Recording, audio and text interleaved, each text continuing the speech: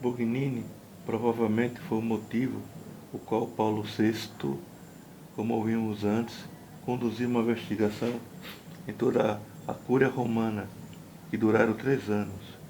Isso se iniciou em novembro de 1974, mas o término da investigação, em 1978, o arcebispo Ganon, o qual assumiu a investigação,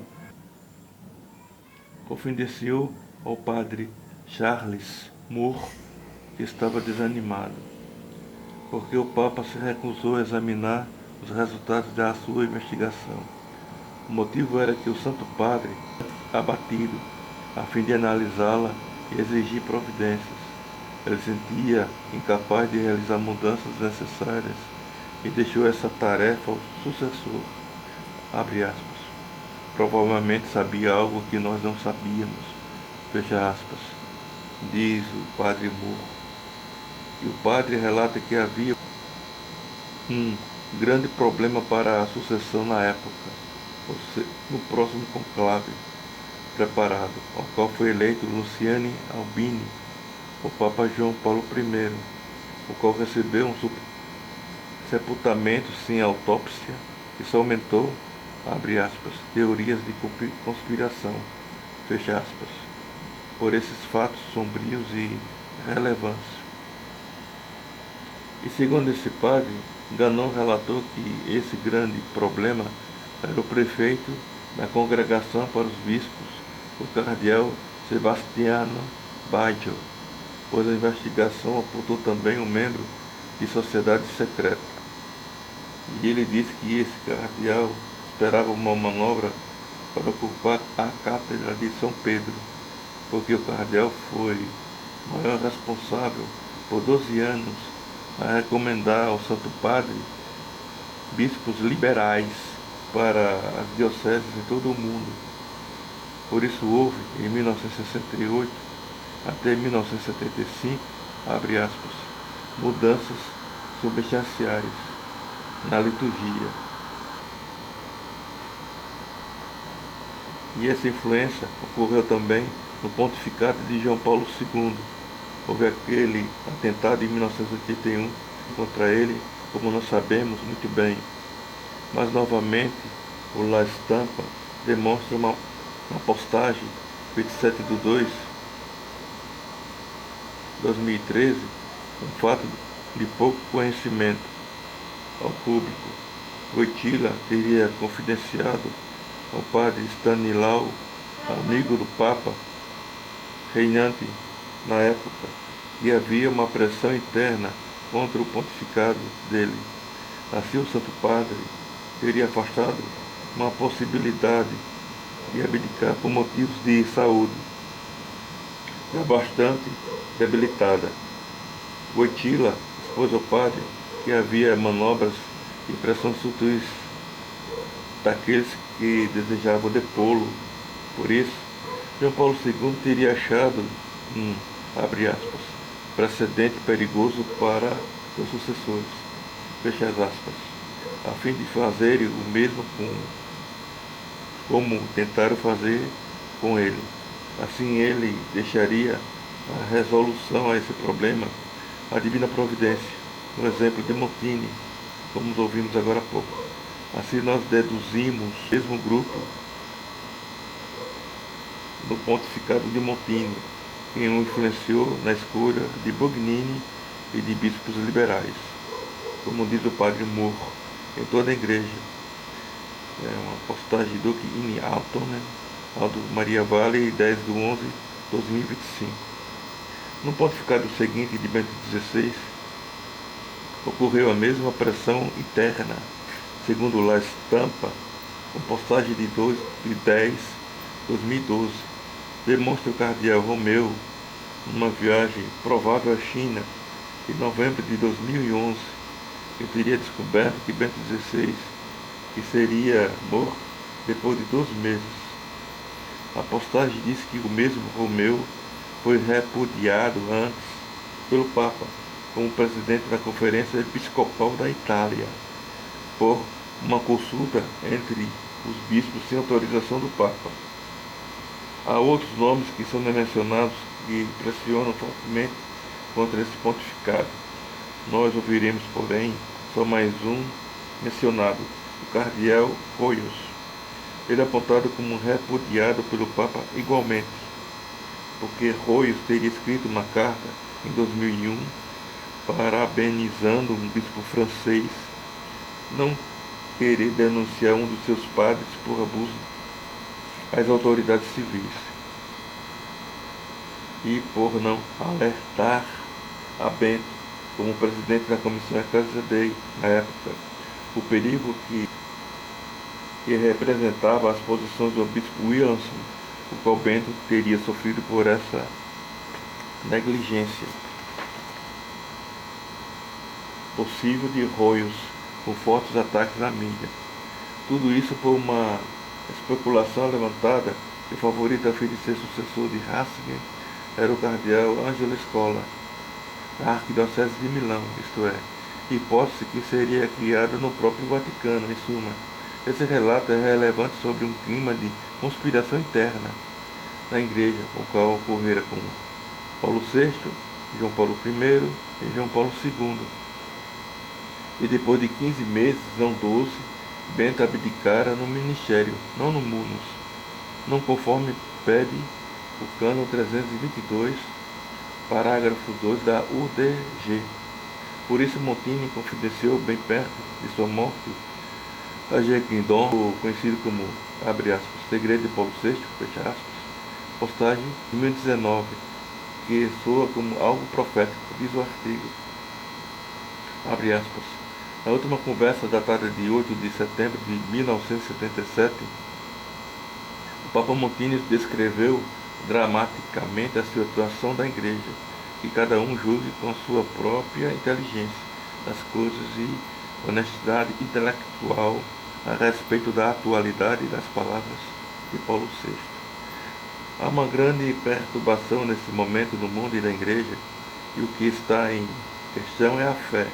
Antes agora que repito para mim mesmo a frase sombria de Jesus no Evangelho de São Lucas. Quando o Filho do Homem retornar, ele ainda encontrará fé na Igreja? Acontece que saem livros em que a fé está em recuo em pontos importantes, que os episcopados estão em silêncio e que esses livros não são considerados estranhos. Isso, na minha opinião, é estranho. Às vezes releio o Evangelho do fim dos tempos e noto que nesse momento surgem alguns sinais desse fim. Nós estamos chegando ao fim?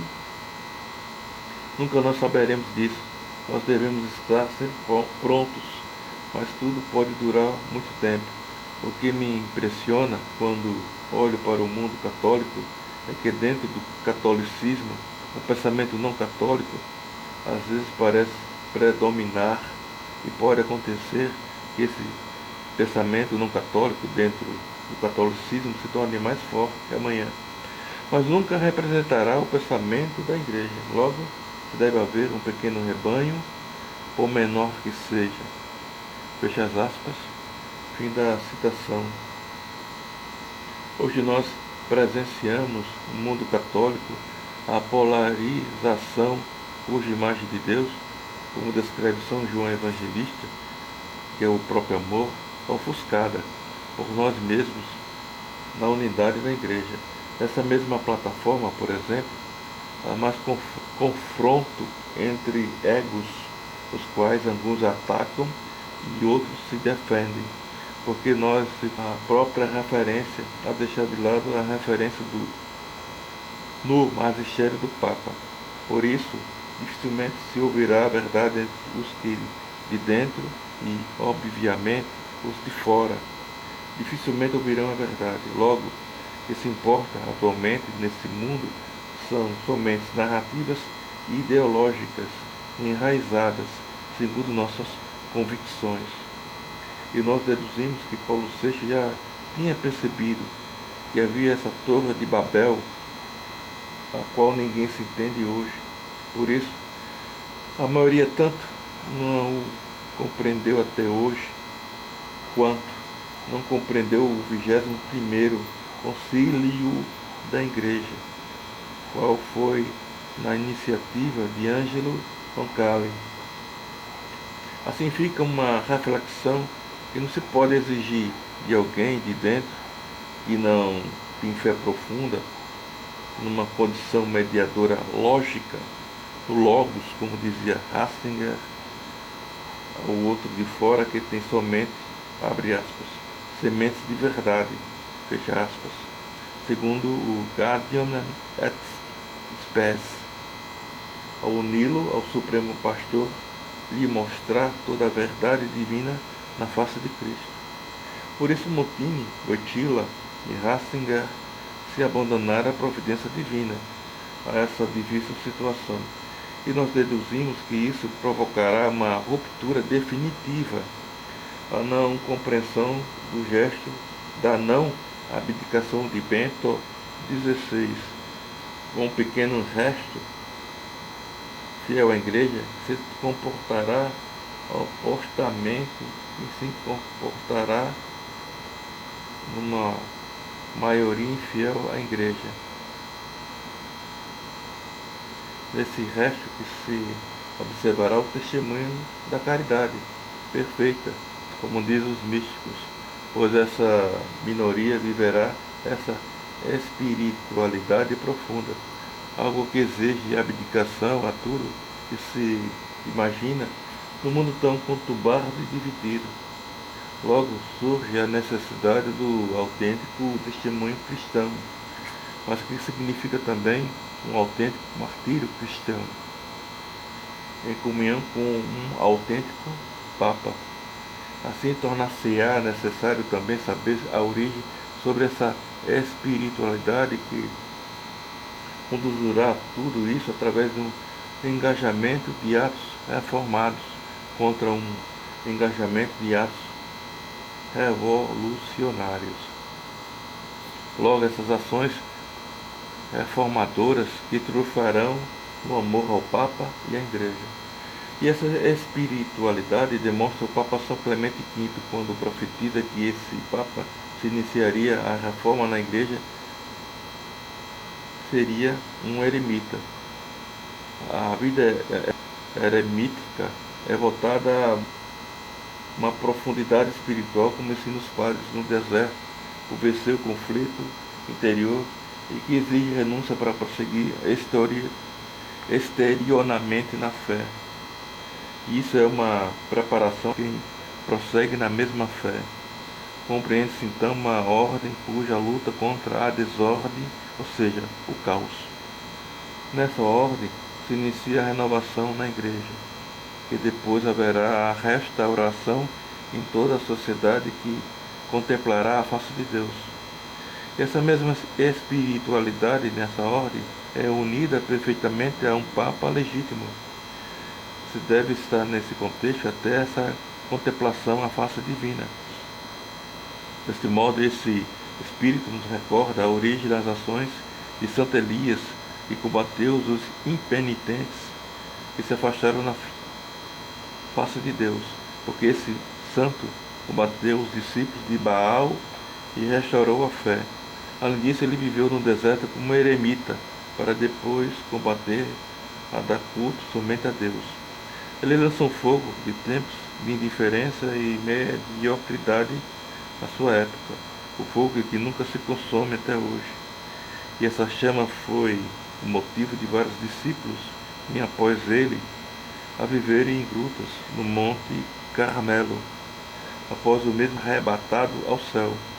E Nossa Senhora aparece nesse contexto como fosse uma pequena nuvem, segundo demonstra o Antigo Testamento, 1 Reis 18:44, e a tradição, a qual pediu Acabe a Elias, que lhe respondeu com esse milagre a falta de água na sociedade dele, ou seja, um pequeno resto, mas que surgirá um grande milagre à Igreja e ao mundo.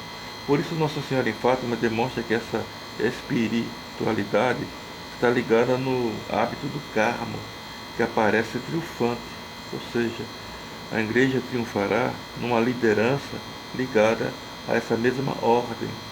A irmã Lúcia de Fátima, uma das videntes, entra no Carmelo como que comprovasse isso silenciosamente. Tínhamos nós aquela premissa do nada é por acaso a ser coerente com isso e todo o argumento que é apresentado aqui. Santa Teresa d'Ávila confirmara antes de Fátima essa predileção divina, essa mesma ordem nos fins dos tempos. Por modéstia óbvia, por fazer parte da mesma ordem do Carmo, ela revela isso despojamente. Além disso, é mais um motivo, pois renovou junto com João da Cruz a mesma ordem. E Santa Teresinha do Menino Jesus e da Sagrada Face demonstra essa espiritualidade como um simples e humilde caminho. É o caminho oposto contra a nossa referência voltada a si, que é egocêntrica. Naquela reflexão do número 13, do nome Francisco como caos, nós ouvimos a ligação nesse nome com o Santo de Assis, o pontificado de Bergoglio e um dos videntes de Fátima. Mas esse nome está inserido também a esperança. E o número 13 é Deus, que é um para 6 pessoas. Por inspiração divina, há uma carmelita descalça, que era vidente também de Fátima. Revela isso no mesmo contexto. Do nada é por acaso. Desse modo, nós podemos sugerir outro Francisco, que era também carmelita descalço. Esse é o Beato Francisco Palau Iquer, forçado a sair do convento e buscar a origem dessa ordem reformada, que é de origem eremítica, como nós ouvimos agora há pouco da profecia de Clemente, por causa de revolucionários, para depois viver sozinho como um simples padre eremita. E Francisco de Palau profetiza um grande renovador, o qual chama de chefe dos apóstolos, ou seja, um papa. E nele se vê as características muito semelhantes que interligam no mesmo contexto, mas um novo líder da igreja, porque a providência demonstrará que esse Papa será um confrade de Francisco. O Beato faleceu em 20 de março de 1872. 100 anos depois, como esperança depois daquela visão de Leão XIII, assustadora, o inimigo da igreja, 100 anos de caos revolucionários por dentro. O seu confrade nasceu em 1972. Ele, na mesma ordem, o qual há o número e o mês daquela visão de Fátima, e na mesma espiritualidade simples, e no mesmo despojamento. Ele não será um cardeal ou um grande bispo, mas um padre que busca a santidade. Logo ele será um padre carmelita descalço.